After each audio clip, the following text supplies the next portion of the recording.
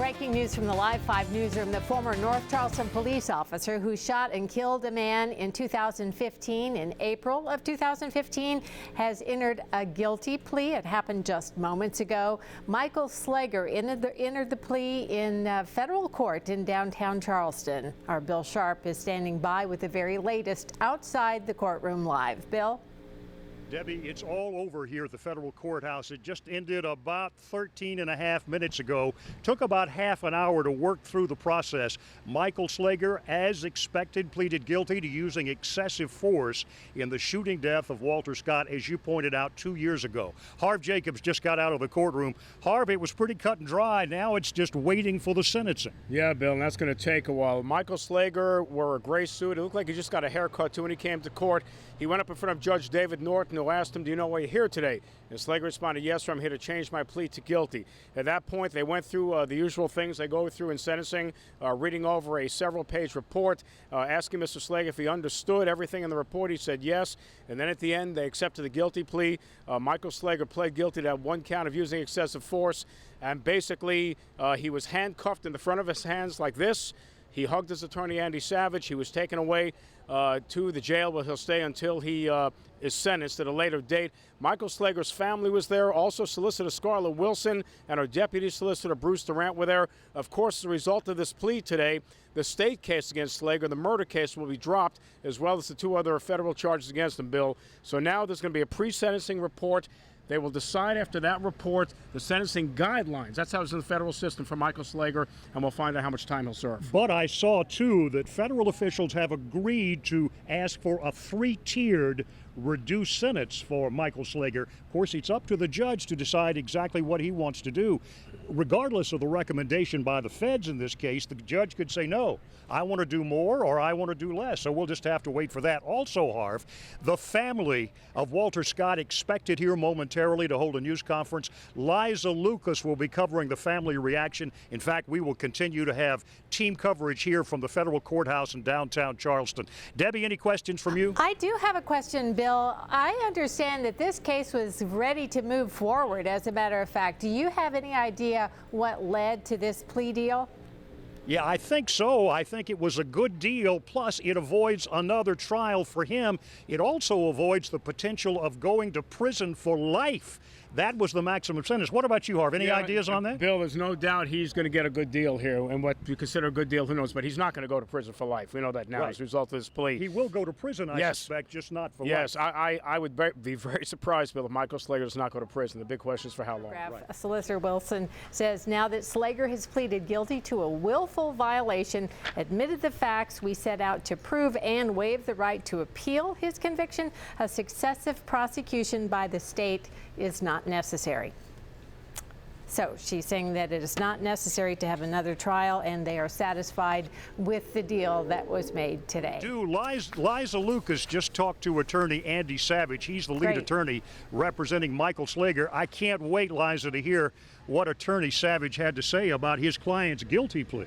Well, if you've been in the courtroom with Andy before, you know he's a man of words, but today he had very few. He said today it's about the Scott family, commenting on this case and where Michael Slager's family and how they're feeling right now. That will be saved for another time. Today he said the focus is on the Scott's family. We do expect them to come out shortly, but very few words.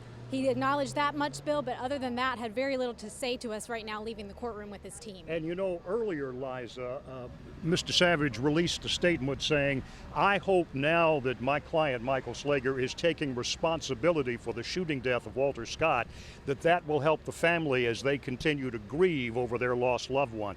That from Andy Savage's office a little bit earlier today. Liza, thank you. We expect family reaction coming, what, in just a few minutes, Liza? Just a few minutes. We're watching now that door. I expect the Scott family and their attorneys.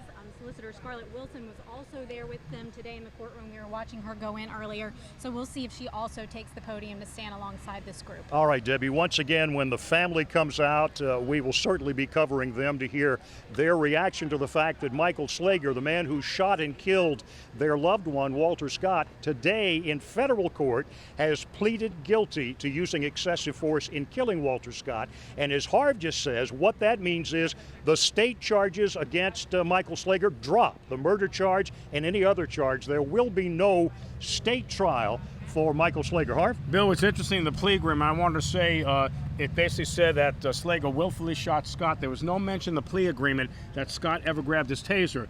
You remember in all of these hearings, the first trial, he's claimed that Scott grabbed his taser, and the plea agreement did not say that. It said that he fired the taser once, missed him, fired a taser again as he ran, hit him, that Scott got up and ran unarmed away, and that's when Slager fired 8 shots at Scott, hit him in the back 5 times. No mention in the plea agreement of a tussle over the taser, which was a big focus of contention with all these experts that Andy Savage brought in, you remember. All that money he spent, the $500,000 he spent on these experts who said, we could prove it with animation diagrams that he did grab the taser. He was right up on him and came at him. No mention of that in the plea deal, and it was a plea deal. When anytime, Debbie, as you know, having covered the courts for years, anytime you make a plea deal, you get something in return. If you agreed to plead guilty, what are you going to get for that? In this case, Michael Slager gets several things. He probably gets, Harv, a reduction in his sentence. He also gets the state charges. Don't forget, this is federal court. He gets the state charges against him dropped completely. So in a way, you could look at it perhaps as a win-win all around, except that, you know, Walter Scott is no longer with us, and his poor family continues to grieve for the loss of that man. We're going to digest what happened. I have attorney Robbie Robbins with me right now. We have you and I both have a copy of the plea deal, which is about 12 pages, 12 pages long, and also his indictment. Considering the fact that his state trial ended in a mistrial, we're heading into federal trial, is this a good deal for both sides? I was listening just now, Debbie, to Bill and Harv, and I think it is a win-win for both sides. I really do. The victims' families get the certainty of a conviction now. We get to avoid a second state trial, which I'm sure they did not want to go through. Mr. Slager now also gets some certainty in that he knows at some point that he will receive a definite sentence. We don't know right now how much. But Elder Johnson, let me start with you. Michael Slager has now pleaded guilty to using excessive force in shooting and killing Walter Scott. You are with the National Action Network. What's your reaction to his plea, his guilty plea? Well, I really want to wait until the sentences form of this case here. Pleading guilty, I'm satisfied with that. I believe the family is satisfied with him pleading guilty. It relieve a burden off the state, you know, but we're still waiting on the sentencing. Well, what would you like to see him get, Elder Johnson? We've heard that federal prosecutors, the feds, are going to recommend a reduction of 3 levels in his sentence because he has pleaded guilty. So he won't get life. He will probably get some prison time. We just don't know how much it's going to be. What would you think would be appropriate? I would think from 0 to 35 years. From 35 years, not life sentence, but 35 years would be. So 35. We'll be satisfied. You'll be satisfied with that. This has been a long road, as you might imagine, for all of us, and we're grateful that the Department of Justice decided to get involved in this case. You know, I think it's so important, and the nation, if not the world, has watched how Charleston reacted to this event. They were led by the Scott family. Our community looked to the Scott family in this horrific time of their life for guidance, for instruction on how to act, how to react. And they have acted with dignity and grace throughout. They have been through a lot. It has taken its toll emotionally, physically, but they've been with us every step of the way. And I tell you, I hope that no other family has to go through what they've gone through, but they certainly have been a model with how to handle prosecutors, how to handle law enforcement, how to handle you, how to handle the community. You know, we have built a solid friendship, relationship. It didn't start out that way. And Mama Judy and I and Papa Scott had a great visit, and we chatted, and the tears started. And what was incredible to me as we sat and talked about this plea and their wanting this plea to go forward. And I thought she was tearful about the killing. But she looked at me and she said, Michael Slager has a family too, and he has a son. And that compassion that she has shown has really meant the world to all of us here in Charleston, in North Charleston, in this community. I'd like to give honor to the Lord, who is in my life, and he is the head of my life. I thank God for all that he has done, because today is a day of victory for Walter. We got justice. And I thank God for all of those that worked with us, that worked for us, that believed in us.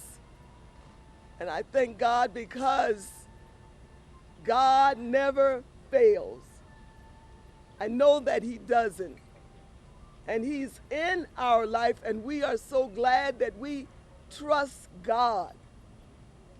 He said to wait on him. And I knew that God would renew our strength. And God did that. He was our strength. In the time of weakness, I tell you, God is so good. I would not serve another God, but the God that I know that he's able. And won't he do it? Yes, he will. God will do it. Yes, he will. What he promised, God will hold fast to his promises. I just like to thank Charleston. They say, holy city. This is a holy city. If you have the peace and you have the love of God on the inside, you can be peaceful through it all. And I love my son. I miss him. I miss him dearly. And I thank God for justice. Today was a good day for justice. Thank God for justice in Charleston. Judy Scott, the mother of Walter Scott. We just finished with a news conference the family of Walter Scott held. His brother Anthony had this to say when I asked him. I said, Mr. Scott, what do you think a fair sentence is for Michael Slager now that he's pleaded guilty to killing your brother by using excessive force? And Anthony Scott looked in my eyes and he said, my brother is dead. Nothing less than life in prison for Michael Slager will be fair. Sure. How do you feel? Any sense of that closure today? Yes, we have a lot of closure today. It's not complete, but we do have some closure today. And that was the admission of guilt, that he did wrong. That meant a whole lot today. And that's all we wanted from the beginning, and not to continue to tell a lie about what actually happened that day, but tell the truth. And we saw that happened today, and we're truly grateful for that.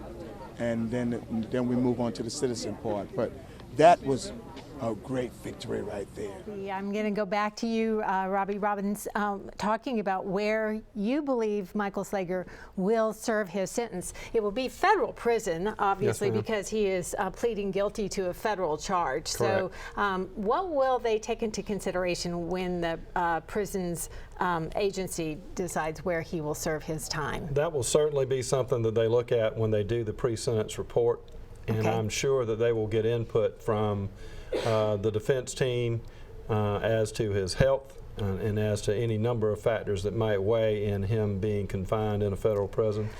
Especially considering that he is a former police officer and the crime that he's pleading to. Most Is there a certainly. concern about that? There definitely would be, and I'm sure that will be taken into consideration. Also, they generally try to keep inmates in the federal system fairly close to families if they can, and I would expect that he would be somewhere in the southeast, but that will be determined by the Federal Bureau. We've got Mr. Walter Scott Sr., Miss Judy Scott, and then we've got Rodney Scott, who is the brother of Walter. Let me start, Miss Scott, with you. How do you feel right now? Well, I thank God for the victory. To God be the glory. Yes, for all the things that he has done. Are you, Miss Scott, are you relieved now that this is almost over? We still have the sentencing, but it's almost over. Are you relieved that Michael Slager pleaded guilty and said, yes, I did use excessive force in killing your son? Yes, I'm glad that he admitted to what he did. I was praying for him and his family the whole time. And you said you forgave him, didn't you? Yes, I did. Yes, I did. Because the forgiver is on the inside of me. I know Christ for the pardon of my sin. And he forgave me one day, and I've got to forgive him. You are quite a woman, Miss Scott. You are quite a woman. Let's toss it now to Colby Satterfield. She's at the Charleston County Jail, the Alcana Detention Center. Colby, can you hear me? Bill, I can. I am here. I've been outside the Alcana Detention Center for about an hour now, and two dark SUVs just pulled up. We've been waiting for Michael Slager. We're not sure if this is in fact him, but you can see there are two armored guards in between us and the vehicle. Now we're going to try and see who this person is they brought in the back of the car. You can see they're doing everything on the back side where we can't see. You can see they're all walking over towards that vehicle. I would presume to get somebody out. At this time, we just can't see who that is. Trying to peer through. We see somebody getting out. See walking inside. You can see they just walked Michael Slager into the Alcana Detention Center, followed by several people following in behind him.